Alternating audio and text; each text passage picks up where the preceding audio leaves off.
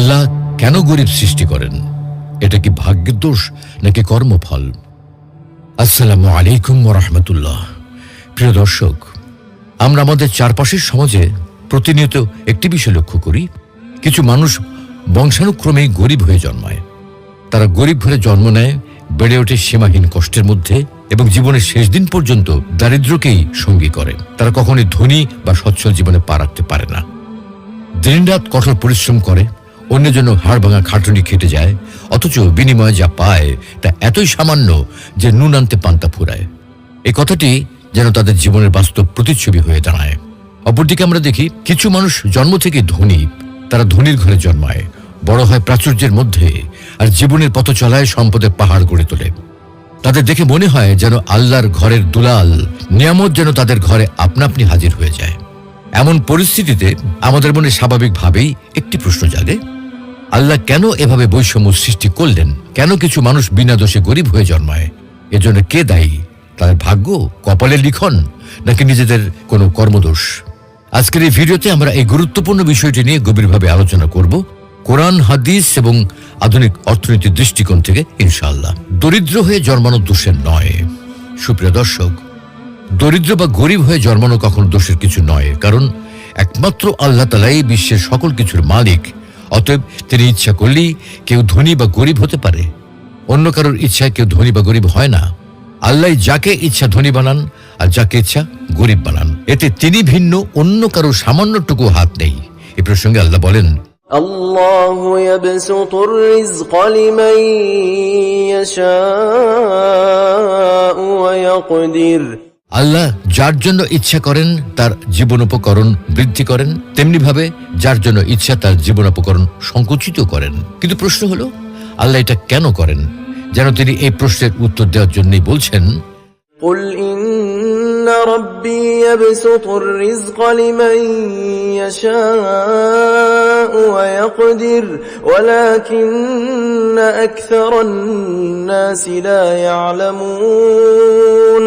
আপনি বলে দিন, নিশ্চয়ই আমার প্রভু যার জন্য ইচ্ছা করেন তার জীবন অপকরণ বর্ধিত করেন এবং যার জন্য ইচ্ছা তার জীবন অপকরণ সংকুচিত করেন, তবে অধিকাংশ লোক এ সম্পর্কে অবগত নয়। নবী সাল্লাল্লাহু আলাইহি ওয়াসাল্লাম ইরশাদ করেন, আল্লাহ তাআলা নিজ বান্দাদেরকে বলেন, হে আমার বান্দারা, তোমরা সবাই ক্ষুধার্ত, শুধু সেই আহারকারী যাকে আমি আহার দেব। অতএব তোমরা আমার নিকট আহার চাও, আমি তোমাদেরকে আহার দেব। হে আমার বান্দারা, তোমরা সবাই বিবস্ত্র, শুধু সেই আবৃত যাকে আমি আবরণ দেব। অতএব তোমরা আমার নিকট আবরণ চাও, আমি তোমাদেরকে আবরণ দেব। আল্লাহ তার ধনভাণ্ডার থেকে যাকে যতটুকু ইচ্ছা দান করেন, কাউকে কম দান করেন, আবার কাউকে বেশি দান করেন। এতে অন্য কারো হাত নেই। যতই দান করা হোক, তাতে আল্লাহর ধনভাণ্ডার এতটুকু খালি হবে না। নবী সাল্লাল্লাহু আলাইহি ওয়াসাল্লাম ইরশাদ করেন, আল্লাহ তাআলা বলেন, হে আমার বান্দারা, তুমি অন্যের উপর ব্যয় করো, আমি তোমার উপর ব্যয় করব। আল্লাহর হাত সর্বদা ভর্তি, প্রচুর ব্যয়ও তা খালি হয়ে যায় না। তিনি রাত ও দিন সকলকে দিচ্ছেন আর দিচ্ছেন, তার দানে কোনো বিরতি নেই। রাসূল সাল্লাল্লাহু আলাইহি ওয়াসাল্লাম আরো বলেন, তোমরা কি দেখছো না যে আল্লাহ তাআলা আকাশ জমিন সৃষ্টি শুরু থেকে আজ পর্যন্ত শুধু দিচ্ছেন আর দিচ্ছেন, কিন্তু তার হাতে যা রয়েছে তা কখনোই শেষ হচ্ছে না। মোট কথা, প্রাচুর্য ও দারিদ্রতা আল্লাহর পক্ষ থেকে পরীক্ষা। আল্লাহ কাউকে অঢেল সম্পদ দিয়ে পরীক্ষা করেন, সে আল্লাহর দেওয়া সম্পদ কি কাজে ব্যয় করছে, আল্লাহর শুকর কতটুকু আদায় করছে, সম্পদের যাকাত ঠিকমতো দিচ্ছে কিনা, অভাবীর অভাব মোচনে সচেষ্ট হচ্ছে কিনা ইত্যাদি। আবার কাউকে কাউকে দারিদ্রতা দিয়ে দেখেন সে দারিদ্রতার উপর ধৈর্য ধরতে পারছে কিনা, আল্লাহর সিদ্ধান্তে তার কোনো অভিযোগ আছে কিনা ইত্যাদি। কারণ আল্লাহ তাআলা মানুষকে ভালো মন্দ উভয় অবস্থা দ্বারা পরীক্ষা করেন। যারা প্রকৃত মুমিন তাদের জন্য সব অবস্থাই কল্যাণকর। সুখ দুঃখ, দারিদ্রতা, সচ্ছলতা সব অবস্থাই তাদের জন্য কল্যাণ বয়ে আনে, তাদের মর্যাদা বৃদ্ধি করে। এজন্য প্রিয় নবীজি সাল্লাল্লাহু আলাইহি ওয়াসাল্লাম বলেছেন, মুমিনের অবস্থা বিস্ময়কর, সব কাজই তার জন্য কল্যাণকর। মুমিন ছাড়া অন্য কেউ এই বৈশিষ্ট্য লাভ করতে পারে না। তারা সুখ শান্তি লাভ করলে শুকর গুজার করে, আর অসচ্ছলতা বা দুঃখ মুসিবতে আক্রান্ত হলে ধৈর্য ধরে। উভয় অবস্থাই তাদের জন্য কল্যাণকর। এ কারণে আল্লাহ তাআলা পৃথিবীতে সম্পদের বন্টন এমনভাবে করেছেন যাতে প্রত্যেক শ্রেণী একে অপরের মাধ্যমে উপকৃত হতে পারে। কারো মেধা আছে কিন্তু সম্পদ নেই, কারো সম্পদ আছে অথচ মেধা কম, আবার কারো সম্পদ এবং মেধা দুটোই রয়েছে, কিন্তু তার একার পক্ষে সব কাজ করা সম্ভব নয়। প্রত্যেকেই ক্ষেত্রভেদে প্রত্যেকের কাছে মুখাপেক্ষী। এই কৌশলেই আল্লাহ তাআলা গোটা বিশ্বের শৃঙ্খলা বজায় রেখেছেন। মানুষের মধ্যে জীবিকা বন্টন করেন এবং একজনকে অপরের উপর মর্যাদায় উন্নীত করেন, যেন একে অপরের দ্বারা কাজ করিয়ে নিতে পারে। তার মানে আল্লাহ তাআলা যদি সবাইকে সমান প্রাচুর্য দিতেন, তাহলে পৃথিবীতে বিশৃঙ্খলা তৈরি হতো, মানুষ সম্পদ দ্বারা উপকৃত হতে পারত না, জীবনের স্বাদ পেত না। ولو بسط الله الرزق لعباده لبغوا في الأرض ولكن ينزل بقدر ما يشاء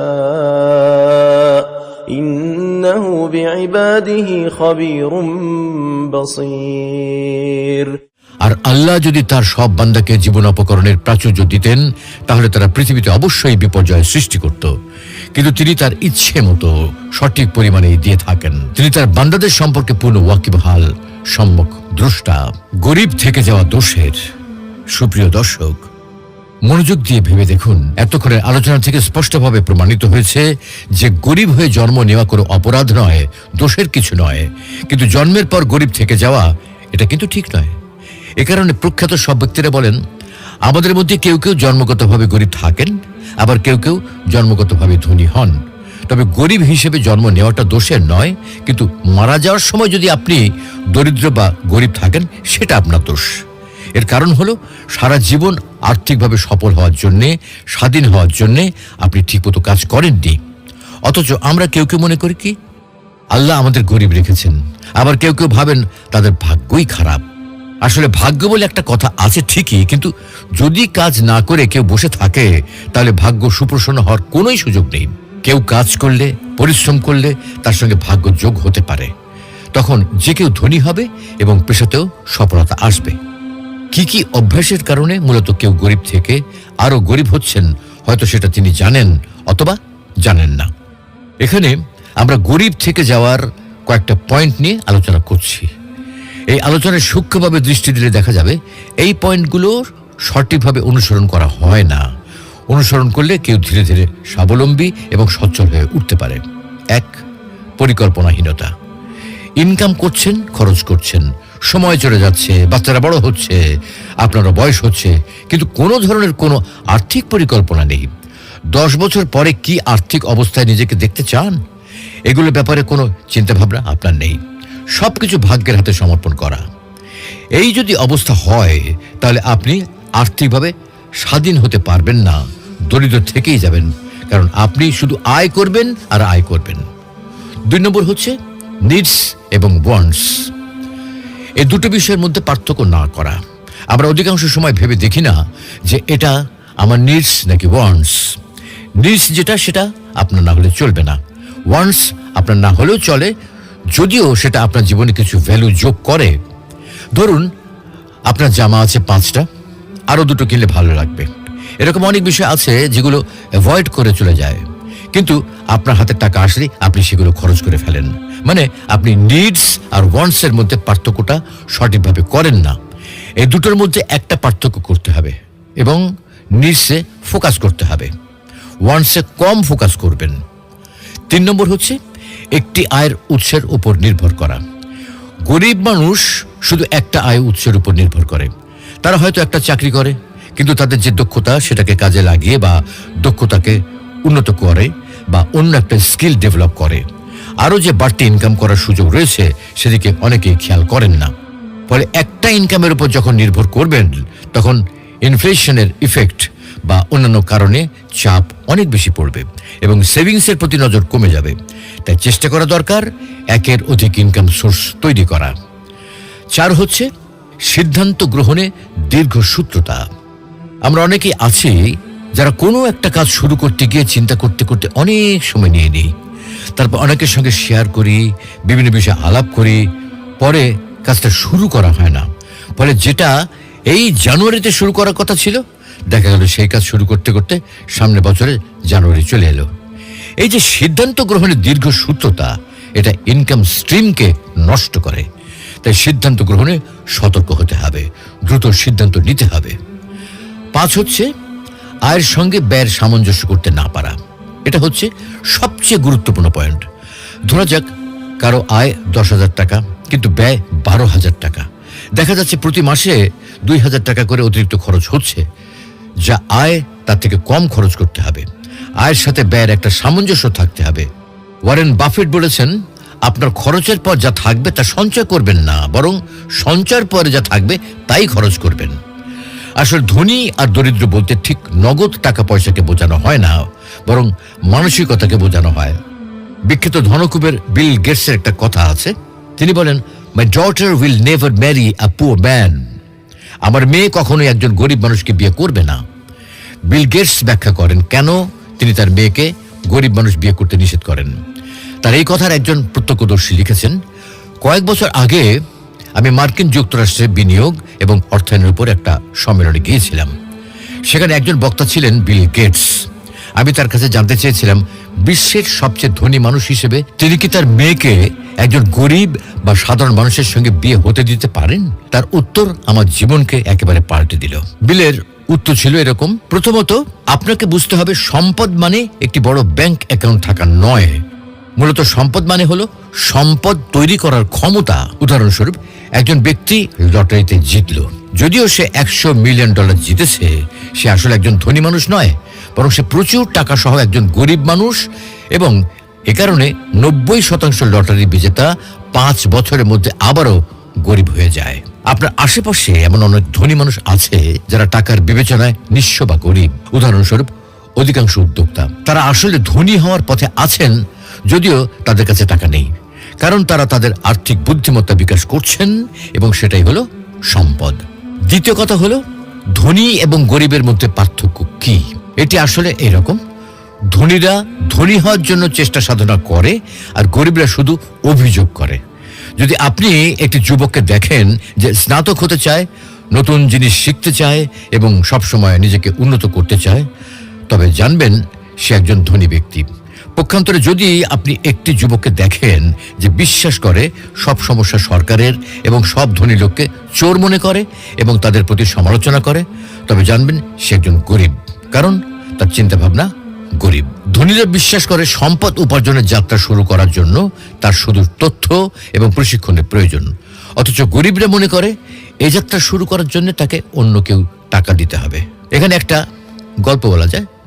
একদিন একজন ব্যাংক নিরাপত্তা রক্ষক একটি ব্যাগ ভর্তি টাকা পায় এবং সে ব্যাগটি ব্যাংকের পরিচালকের কাছে দেয়। মানুষজন এই ব্যক্তিকে বোকা মনে করেছিল, কিন্তু সে আসলে কেবল একজন ধনী ব্যক্তি ছিল যার কাছে টাকা নেই। 1 বছরের মধ্যে ব্যাংক তার জন্য একজন রিসেপশনিস্টের পদ প্রস্তাব করে। 3 বছরের মধ্যে সে গ্রাহক ব্যবস্থাপক হয়ে যায় এবং 10 বছরের মধ্যে সে ওই ব্যাংকের আঞ্চলিক শাখা পরিচালনার দায়িত্বে আসে, যেখানে সে শতাধিক কর্মচারী পরিচালনা করে এবং তার বার্ষিক আয় সেই ব্যাগ ভর্তি টাকার চেয়ে বেশি হয়ে যায়।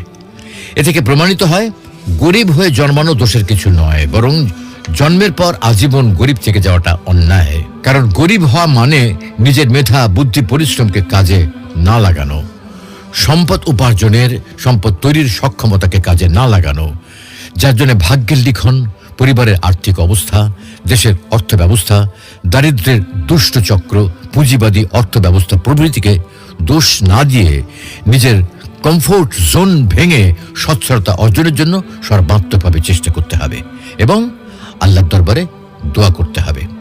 তবে পাশাপাশি মনে রাখতে হবে, সমাজে সম্পদের তারতম্যের কারণে কখনো হতাশ হওয়া যাবে না। আল্লাহ তাআলা আপনাকে আমাকে যে অবস্থায় রেখেছেন সে অবস্থায় শুকর আদায় করা, যা আছে তাতে তুষ্ট থাকা, অন্যের সম্পদের পাহাড় দেখে ব্যথিত না হওয়া, বরং নিজের চেয়ে অসচ্ছল ব্যক্তিদের দেখে আল্লাহর শুকর আদায় করা। রাসূল সাল্লাল্লাহু আলাইহি ওয়াসাল্লাম বলেছেন, তোমাদের কারো নজর যদি এমন লোকের উপর পড়ে যাকে ধন সম্পদ ও দৈহিক গঠনে অধিক মর্যাদা দেওয়া হয়েছে, তবে সে যেন এমন লোকের দিকে নজর দেয় যে তার চেয়ে নিম্ন স্তরে রয়েছে। মানুষের প্রকৃত ধন হচ্ছে ইমানের ধন। তা যদি কেউ অর্জন করতে পারে, তাহলে তাকে দারিদ্রতা যত বেশি কষ্ট দেবে, তার পরকাল তত বেশি সুন্দর হবে। আর এজন্যে রাসূল সাল্লাল্লাহু আলাইহি ওয়াসাল্লাম বলেছেন, জান্নাতে উঁকি দিয়ে দেখলাম তার অধিকাংশ অধিবাসী দরিদ্র। আল্লাহ রাব্বুল আলামিন আমাদের সকলকে দুনিয়া ও আখিরাতের নিরাপত্তা ও সচ্ছলতা দান করুন। আমিন।